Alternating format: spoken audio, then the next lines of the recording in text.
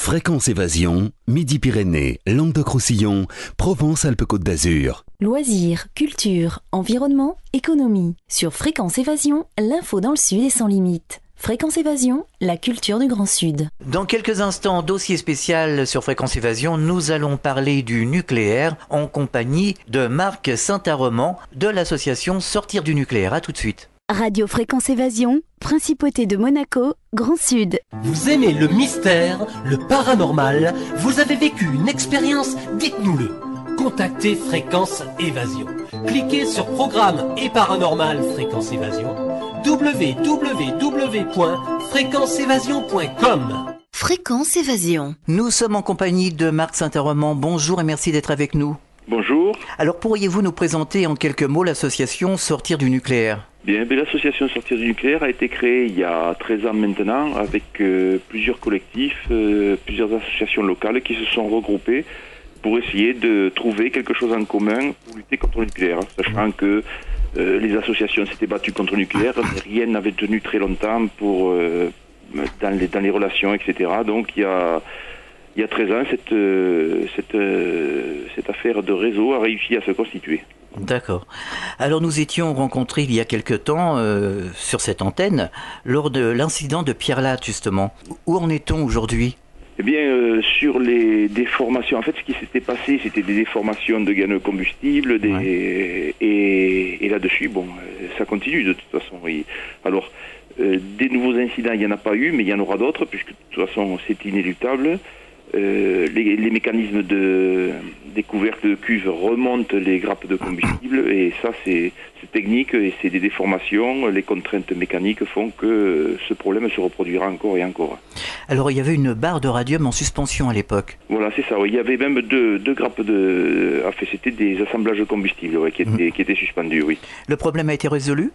Alors, ce qui est fait là au déchargement, après, une fois que le combustible a été récupéré, le but c'était surtout que les barres de contrôle ne tombent, les barres de combustible ne tombent pas dans le fond de la cuve. Parce que là, c'était une catastrophe pour EDF, quoi. D'accord. Qu'ils arrivent à récupérer le combustible dans les crayons cassés, etc. Donc c'était vraiment un problème majeur.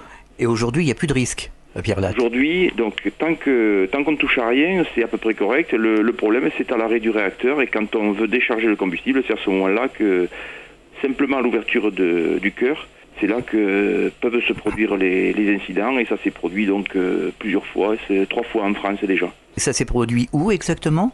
Alors ça s'est produit une fois à Nogent-sur-Seine. Ouais.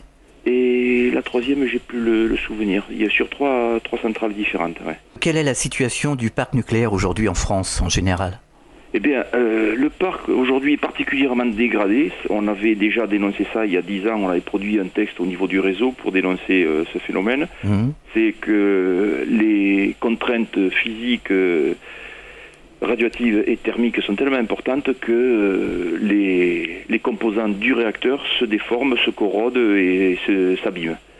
Et donc, Monsieur Proglio, le nouveau directeur d'EDF, a annoncé qu'il fallait mettre 35 milliards d'euros dans la réparation des réacteurs, officiellement pour les prolonger de 10 ans. En fait, c'est surtout pour les faire fonctionner, quoi. Alors justement, si on néglige ces réparations, qu'est-ce qui risque d'arriver ? Si on néglige les réparations, là c'est parfaitement clair. Vous avez, par exemple, il y a des gros échangeurs de vapeur qui se fissurent. Donc au début, ils bouchent des tubes, puis à la fin, s'il y a une rupture rapide de tube, il peut y avoir un dénoyage du cœur. Donc dénoyage du cœur, ça veut dire simplement que le cœur ne serait plus refroidi et donc là on partirait en fusion de cœur. Alors on risque un deuxième Tchernobyl ? Alors, officiellement, non, mais nous, on affirme que oui, absolument. On risque un deuxième Tchernobyl sur les réacteurs, que ce soit en France ou ailleurs, sur les 450 réacteurs au monde, parce que de toute façon, malheureusement, ça vieillit partout. Il y a la corrosion, l'érosion, il y a tous les phénomènes physiques qui se produisent et qui font que les réacteurs vieillissent très mal. Et que font les pouvoirs publics, le gouvernement, aujourd'hui ? Alors là-dessus, normalement, ils ont un bras armé qui est l'autorité de sûreté nucléaire, qui est le gendarme du nucléaire, qui devrait sévir plus fortement. Il le fait parfois, mais ça dure pas très longtemps. Voilà. Donc, il met une pression, mais il la lâche relativement vite parce qu'il y a les contraintes, soi-disant de production d'électricité, soi-disant des contraintes qui font que il lâche la pression. Et il y a quelques années, une dizaine d'années, le directeur de l'autorité de sûreté nucléaire, qui est encore le même pour 2 ans encore, monsieur Claude-André Lacoste, avait dit aux représentants de l'État, à l'époque, je ne me rappelle plus le Premier ministre qui était de l'époque, il y avait dit de toute façon, s'il y a un problème, vu que les réacteurs sont tous sur le même modèle, si on découvre un problème générique, on serait condamné à fermer les réacteurs. Donc, il y aurait 2 possibilités. Soit courir le risque d'avoir un accident majeur, soit être privé d'électricité. Voilà, ça c'était un dilemme qu'avait levé un directeur de l'ASN il y a quelques années. Alors ça laisse à supposer que les dirigeants, que le gouvernement n'est pas vraiment conscient de ce qu'il fait, de la gravité. Ça, vous avez parfaitement raison. Là-dessus, la mesure des dirigeants n'est pas prise. Ça, c'est certain. Et là-dessus, bon, ça c'est notre levier essentiel, c'est de dire, est-ce qu'il y a un seul citoyen en France, et puis on peut même dire au monde, qui est prêt à payer d'un accident majeur le kilowattheure? Non, c'est certain. Tout à fait. Non. Tout à fait. Quels sont les points sensibles en France? Je pense par exemple à l'usine de La Hague. Où en est-on justement à La Hague? Donc justement, la question que vous posez sur La Hague est très intéressante parce que il s'avère qu'il y a un directeur de l'autorité de sûreté nucléaire qui vient d'être nommé à La Hague et qui a décidé que La Hague devait faire des travaux. Et ça, donc, c'est quelque chose d'excessivement coûteux en irradiation humaine et en argent, parce qu'il va falloir reprendre des colis qui ont été posés avec des radioéléments qui sont aujourd'hui interdits, qui n'étaient pas à l'époque, et donc qui diffusent dans l'environnement. Et donc il y a un travail énorme à faire, et l'autorité de sûreté nucléaire, grâce à l'intervention d'un nouveau directeur, il y a très peu de temps, a décidé d'exiger d'Areva qu'il fasse des reprises de déchets. Donc si vous voulez là-dessus, ça c'est sur les stockages. Parce qu'après vous avez également tout le reste qui est le fonctionnement normal de La Hague, et là effectivement il y a également des gros problèmes de rejet dans l'environnement. Alors il y a d'autres sites sensibles en France comme La Hague? Oui, bien sûr, oui. Déjà, vous avez donc les 20 et quelques sites, les centrales nucléaires. Vous avez ensuite tout ce qui est... vous avez les bateaux qui arrivent du Niger essentiellement pour la moitié, qui fournissent le yellow cake, donc c'est le combustible qui a été simplement récupéré au Niger et qui va, pour être chimiquement traité, à côté de Narbonne, à quelques kilomètres. Ah bon? À Malvézy. Malvézy, c'est à côté de Narbonne, ça, dans l'Aude. C'est ça.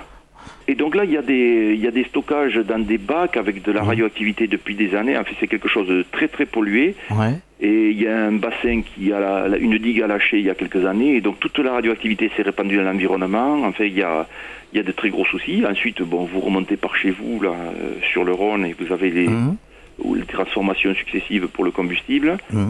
Et après, vous avez la production à partir du combustible de l'électricité nucléaire, et ensuite vous remontez sur ce qu'ils disent être un recyclage à La Hague, dont on vient de parler. C'est charmant. Ah oui. Là en France, le réseau est en train de préparer une carte pour bien expliquer, mais il n'y a pas un coin en France qui n'est pas touché par l'activité nucléaire.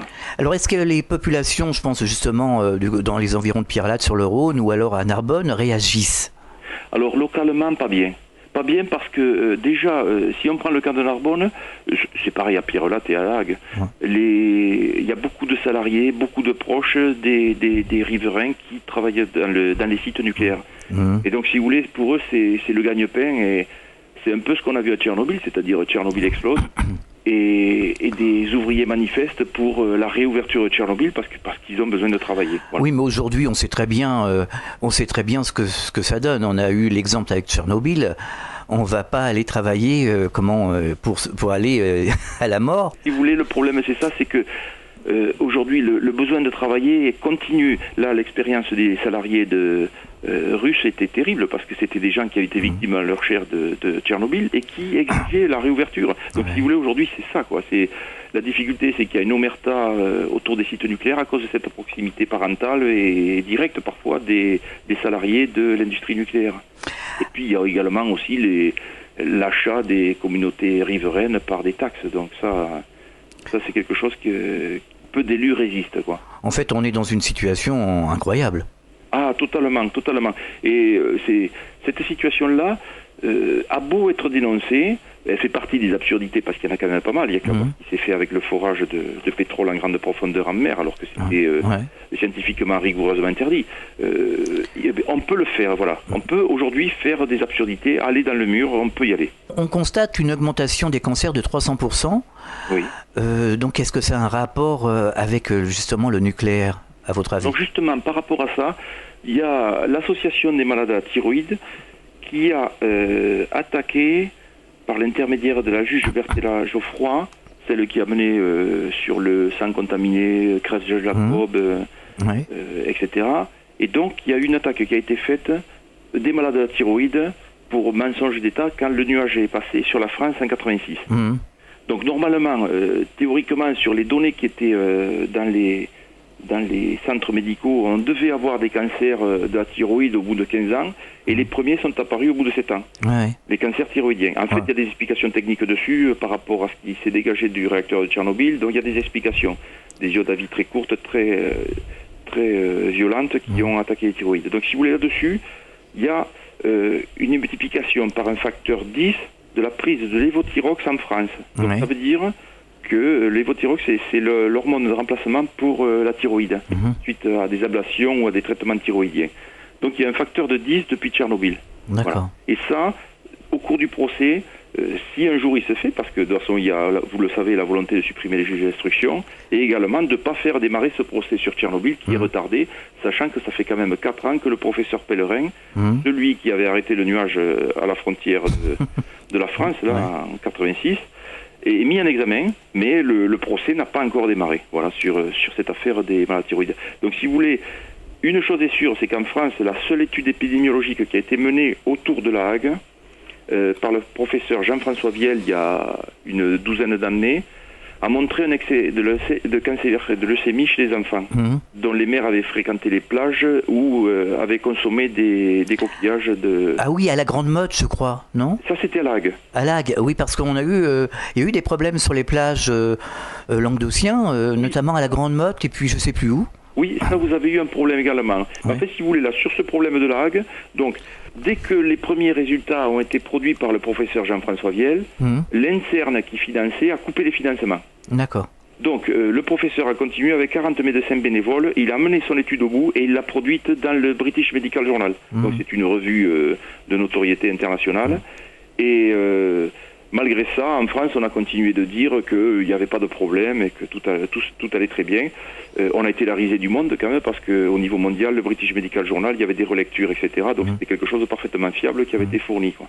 Et donc il y avait un excès de leucémie. C'est la seule étude qui a été faite. Et par contre, en Allemagne, il y en a une récente qui montre qu'il y a des excès de leucémie et de cancer chez les enfants à proximité des centrales nucléaires. Et plus le cercle s'agrandit autour de la centrale nucléaire, et plus le nombre de cancers diminue. Donc cet excès diminue avec l'éloignement de la centrale. Ça a été prouvé en Allemagne. Ça a également été prouvé en Angleterre, mais en France, bien sûr, on n'a rien là-dessus. Alors au gouvernement, on parle souvent de principe de précaution, on le voit, on en parle sans arrêt tous les jours. Où est le principe de précaution concernant le nucléaire, justement? Le principe de précaution pour le nucléaire, c'est que comme il a un état d'impact différé et qu'on ne peut jamais prouver aujourd'hui, parce que ça, on a bon espoir que ça puisse se prouver, mais comme on ne peut pas prouver l'origine des cancers qui sont différés à 7, 10, 15 ans, voilà comment est joué le principe de précaution. On dit, mais il n'y a pas de problème, puisque de toute façon, on voyait bien, s'il y avait quelque chose, on le saurait. Voilà le principe qui est utilisé. Et on ne fait rien pour essayer de sortir de ce dilemme. Quoi. Enfin, ça me paraît quand même assez évident. Hein. Oui. On est dans le jeu du chat et de la souris. Ah, ça c'est sûr, oui. Nous parlons du nucléaire avec Marc de Saint-Armand de l'association Sortir du nucléaire. On marque une pause dans Dossier spécial. On revient dans quelques instants. À tout de suite. Prenez de l'altitude avec Fréquence Évasion. Fréquence Évasion vous donne la possibilité de dialoguer sur l'un des 3 forums. Paranormal, région et musique. Venez dialoguer sur les forums Fréquence Évasion. Cliquez sur Forum. Bon surf sur le site de Fréquence Évasion, www.fréquenceévasion.com. Fréquence Évasion vous donne l'écho du Grand Sud. Chaque jour, Fréquence Évasion est sur le terrain. De la Côte d'Azur au pays camarguais et languedocien, Fréquence Évasion vous fait vivre l'actualité du Grand Sud. Fréquence Évasion, www.fréquenceévasion.com. Radio Fréquence Évasion, le son de la Côte d'Azur. Nous sommes de retour sur Fréquence Évasion, toujours en compagnie de Marc de Saint-Aroman, de l'association Sortir du nucléaire. Nous allons parler du Mercantour. Alors au Mercantour, il y avait des problèmes. Je pense que c'est au parc du Mercantour où c'était assez pollué, même très pollué d'ailleurs. Où en est-on aujourd'hui ? Et là-dessus, mais il n'y a toujours rien qui a été fait. Oui, effectivement, à l'époque, c'était Kouchner qui avait dit oui, de toute façon, on va sécuriser le site, on va baliser parce que c'est quand même des lieux qui sont fréquentés. Donc on va signaler le risque, etc.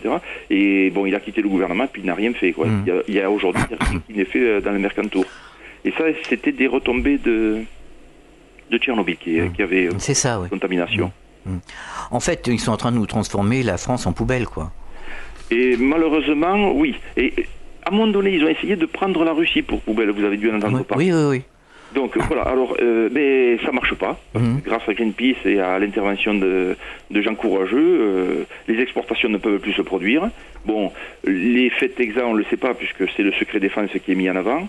Mais ce qui est sûr, c'est que les déchets resteront en France. Donc, a priori, ce serait le Limousin qui serait visé pour stocker nos déchets dangereux. Voilà. Donc, on n'a toujours pas de moyens, évidemment, pour les retraiter, ces déchets. Non, voilà, si vous voulez, ça c'est un des mensonges utilisés par Areva, c'est qu'il parle de recyclage. En fait, le recyclage aujourd'hui n'existe pas.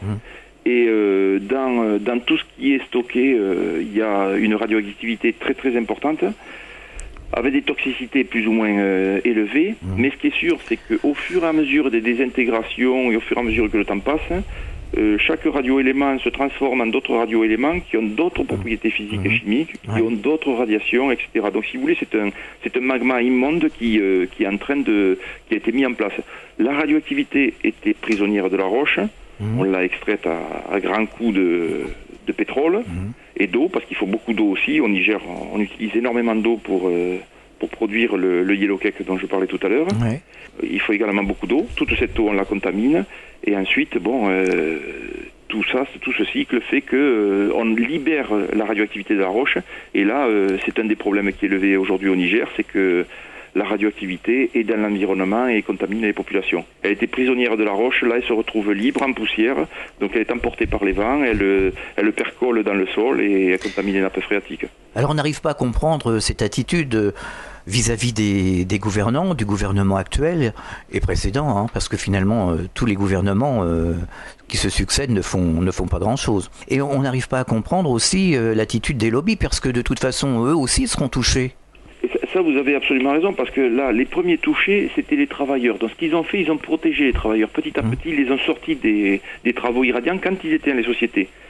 Et donc, si vous regardez en France sur la partie exploitation des centrales nucléaires, 80% des doses de radiation sont prises par des salariés intérimaires. Donc, si vous voulez, c'est des gens qui travaillent...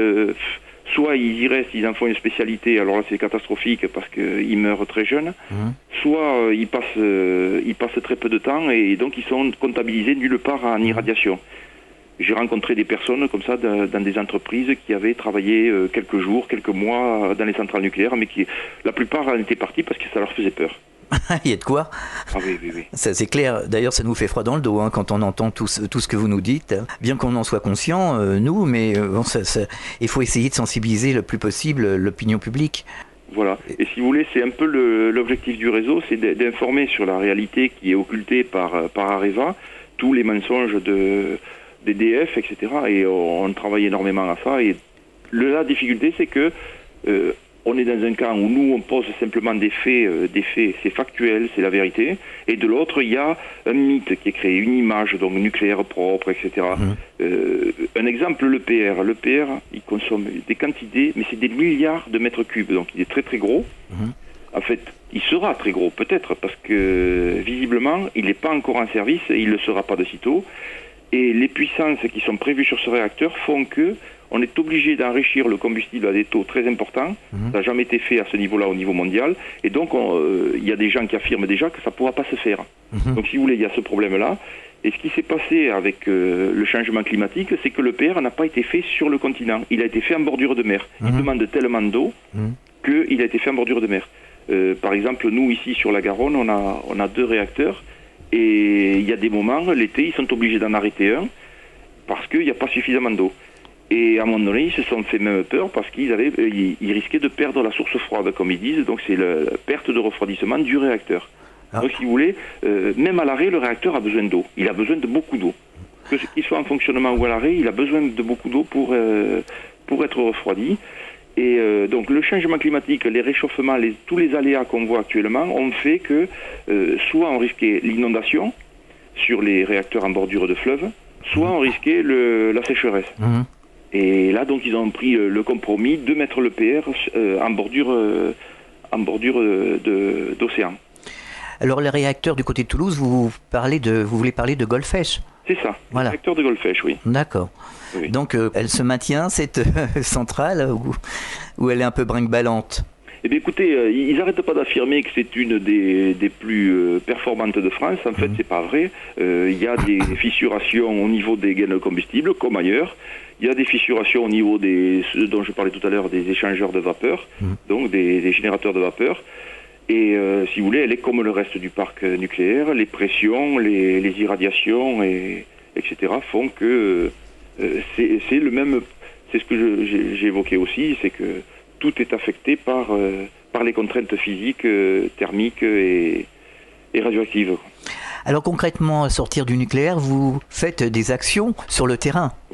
Voilà. Donc c'est variable, c'est soit des associations locales qui émettent des avis en disant voilà, il y aurait ça à faire, et à ce moment-là, le réseau relaie ce type d'informations et parfois propose lors de ces assemblées générales des actions à mener au cours de l'année, des actions fortes à mener au cours de l'année pour essayer de voir. Donc si vous voulez, à un moment donné, il y a quelques années, il y avait sur l'absurdité du chauffage électrique, puisque ça, il y a certains pays où le chauffage électrique est interdit. On fait chauffer de l'eau pour faire de l'électricité, on transporte l'électricité, donc on en perd beaucoup, et au bout, on fait chauffer des résistances avec. Donc c'est pas une utilisation normale pour l'électricité, donc il y a des pays comme l'Autriche qui interdit le chauffage électrique. Voilà. Chez nous, non. Chez nous, on l'a promu. Et donc, on tombe sur les difficultés. Donc, on avait fait une campagne contre le chauffage électrique. On a fait des campagnes régulièrement sur tout un tas de problèmes qui peuvent affecter le nucléaire. Ça, c'est décidé à l'Assemblée générale suite à des propositions d'associations. Et sinon, après, on suit un petit peu ce qui se passe. C'est comme actuellement, là, cette histoire de l'EPR, puisque c'est pas les écolos qui le disent, c'est l'Agence à l'énergie nucléaire qui précise que on est à 92 € le mégawattheure pour l'EPR. Donc c'est 2 fois et quelques le prix des autres réacteurs. Et si vous voulez, bon, pour nous, c'est pas un critère, mais déjà, construire un réacteur qui produit 1 kilowatt à un prix aussi élevé, et à condition que ce réacteur arrive à tourner 60 ans. Ah oui. C'est pas rien. Donc aujourd'hui, les réacteurs de 30 ans rendent l'âme.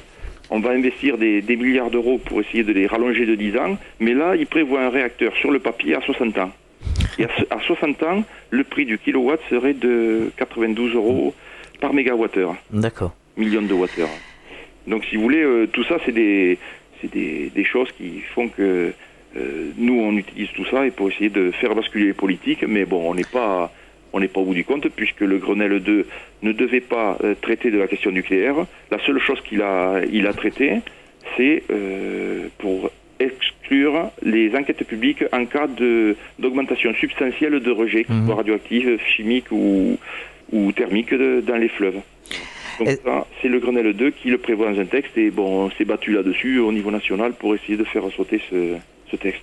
Est-ce que vous avez des rapports directs avec l'un des membres du gouvernement Sarkozy? Non. Il n'y a pas de lien direct, non. Il n'y a pas de lien direct. Non, on a eu, à une époque, il y a eu des rencontres avec des personnes du réseau, avec des politiques. Bon, il y en a moins aujourd'hui. C'est bizarre. Oui. Donc, on va parler des énergies renouvelables, si vous le voulez bien. Quelles sont les énergies de substitution et comment sortir du nucléaire aujourd'hui? Quelles seraient les énergies qu'on pourrait mettre en place? Je pense à l'éolien, aux panneaux solaires. Comment ça pourrait se passer? On nous dit que ce sont des énergies qui sont un petit peu... on rigole quand on nous parle d'éoliennes maintenant. L'éolienne et panneaux solaires, ça fait pas très sérieux. Oui, bien sûr, oui. Alors, quel est votre avis? Ce qui est intéressant, c'est que quand même cette vision caricaturale est limitée à la France. Oui. Les autres pays ne sont pas sur cette image. En Allemagne, par exemple. Voilà. Donc il y a des pays... en fait, si vous voulez, la première chose, c'est les économies d'énergie. Et ça, Zapatero vient de le formaliser dans une loi. Toutes les constructions vont être revues sur le plan thermique. Et donc, isolation de l'habitat. Et il prévoit d'économiser 3 milliards d'euros par an, uniquement sur l'isolation, suite à l'isolation de l'habitat. Oui. Donc ça, c'est une mesure politique forte Ouais. qui fait que là-dessus, on peut économiser beaucoup d'énergie. Mais au niveau... Ensuite, bon, pour la substitution, il y a ce que vous évoquez, l'éolien et le photovoltaïque. Et c'est vrai que l'Espagne a eu, en octobre 2009, une production de 50% de son électricité en éolien. Oui. Donc pendant une semaine, l'éolien a fourni 50% de la consommation électrique espagnole. Donc si vous voulez, on n'est plus à la marge comme ça a été dit à une époque. On est vraiment dans des niveaux d'énergie importants. D'accord. Ouais. Alors pourquoi en fait les lobbies du nucléaire se mettent pas à faire de l'éolien ou du solaire? Là-dessus, ils préparent quand même, malgré tout, parce qu'ils savent très bien que la relance du nucléaire a été annoncée en Italie, etc., en Angleterre. Bon. Mais ils savent très bien que les populations sont réticentes et que c'est pas gagné. Donc ils se placent quand même sur les renouvelables. Ils s'y placent un petit peu. Donc si vous voulez, il y a Areva qui se place dans l'éolien. Il y a quand même cet effort qui est fait, mais c'est pas significatif par rapport à ce qui devrait être fait. Et on continue donc ce que vous avez évoqué, c'est-à-dire à dénigrer le renouvelable en France, quoi. Alors que les réalités physiques le montrent aujourd'hui, ça fonctionne bien. Avec une production décentralisée en photovoltaïque, si vous avez une maison sur 5 qui a son photovoltaïque, vous pouvez fournir pratiquement tout un tas de quartiers uniquement en photovoltaïque par des petites installations décentralisées. Et là, récemment encore, on nous expliquait en France que ça posait des problèmes, que ça allait être difficile à gérer sur le plan production, qu'on allait faire tomber le réseau. Exactement ce qu'ils avaient dit il y a quelques années pour l'éolien. Donc si vous voulez, en plus, on dit il y a des problèmes techniques, alors qu'en Allemagne, ils sont à 10 fois notre production et ils n'ont aucun problème de réseau. Est-ce qu'il y a d'autres techniques justement similaires qui sont à l'étude? Alors, de toute façon, ce qui s'est passé en particulier en Italie, c'est qu'ils utilisent toutes les sources locales. Donc s'il y a un sol qui est facile d'accès avec du thermique, donc il y a la géothermie, il y a des nappes chaudes sous les sols, bon, mais ils envoient des tuyaux, ils récupèrent l'eau chaude. Si vous voulez, c'est pas une solution unique. La première chose, c'est déjà économiser l'énergie. La seconde, c'est de diversifier toutes les sources. Et bon, après, il y a aujourd'hui pas mal de réalisations au monde où les productions sont autonomes en énergie. Enfin, ici, localement, du côté d'Agen, il y a un coin où il y a des personnes qui ne sont pas reliées au réseau et qui ont l'électricité, qui ont tout le confort moderne, mais qui ne sont pas reliées au réseau et qui ont du thermique, petit éolien et photovoltaïque. Ils sont indépendants énergétiquement. D'ailleurs, il y a eu des villes et des villages tests. Bien sûr. Et on s'aperçoit que ça fonctionne. Bien sûr, ça fonctionne sans problème. Donc voilà, donc si on met le paquet, il n'y a aucun problème. Voilà. Et si vous voulez, là, sur ce que vous évoquez, on avait fait il y avait une étude dans les travaux qui étaient faits par l'étude des 7 ventes des Cotentin qui avait montré qu'on produisait 2 fois plus d'énergie et 15 fois plus d'emplois si on mettait dans le renouvelable que dans un EPR. Mais ça, c'était à 3 milliards d'euros. Et l'EPR est en train d'exploser à 5 milliards d'euros. Et on ne sait pas où il s'arrêtera puisqu'il n'est pas fini. Donc à 5 milliards d'euros, ça veut dire plus de 3 fois plus d'énergie en renouvelable fournie avec le même investissement. D'accord. Donc si vous voulez, c'est des choses qui sont... C'est un peu ce qu'on disait au départ. C'est pas, les utopistes, c'est pas nous, quoi. Ce sont eux avec de vouloir maintenir ce corps des mines avec ces ingénieurs, cette vision de production gigantesque, centralisée, et alors que la solution est tout à fait dans la décentralisation. Parce qu'ils vont finir par nous faire exploser la planète. Hein. Écoutez, on peut quand même être inquiet parce que là, ce qui se passe actuellement sur le pétrole, même les Russes qui étaient donnés comme assez fous, n'ont jamais fait de puits en grande profondeur en mer. Ils l'ont fait, mais sur terre. Et apparemment, l'affaire qui se passe là actuellement avec British Petroleum, est une affaire dramatique parce qu'ils n'ont pas de solution. Et il est question d'évacuer des millions de personnes. Donc c'est un problème qui est excessivement grave. Ben, c'est scandaleux, hein. Ah, là-dessus, oui. Ah, c'est scandaleux, oui. Et c'est surtout qu'il n'y a pas d'effort. Les autres compagnies, en fait, on est dans un monde, dans une jungle. En fait, les autres compagnies, au lieu d'envoyer des renforts pour essayer de trouver des solutions, sont en train d'attendre que British Petroleum crève, quoi. Ah, oui, tout à fait. Alors, est-ce que vous avez des projets pour l'avenir? Eh bien, écoutez, là sur... des actions donc on a eu une phase un peu difficile au réseau, enfin un peu difficile, relativement difficile parce qu'il y a eu des tensions internes et donc il y a eu une phase, mais là le réseau est en train de repartir du bon pied. Il y a eu une assemblée générale extraordinaire qui s'est tenue en juin et donc là oui la lutte va reprendre et il y a en particulier donc un objectif, c'est les élections de 2012 et placer le nucléaire incontournable dans ces élections présidentielles. Voilà. Tout à fait. Voilà, donc ça c'est déjà un point. Et puis, il y en a plusieurs autres qui ont été proposés par des associations et qui vont être étudiés également. Et donc l'objectif c'est ça, le nucléaire incontournable en 2012 au présidentiel. Est-ce que vous auriez un message adressé aux auditeurs de Fréquence Évasion qui nous écoutent actuellement? Ben oui, s'ils ont quelques économies, qu'ils investissent dans les énergies renouvelables et qu'ils participent à sauver la planète. Alors, vous avez un site internet, que peut-on trouver sur ce site? Ah ben écoutez, vous trouvez déjà beaucoup d'éléments sur les réalités donc du nucléaire, tout ce qu'on a évoqué un petit peu, sur les solutions alternatives.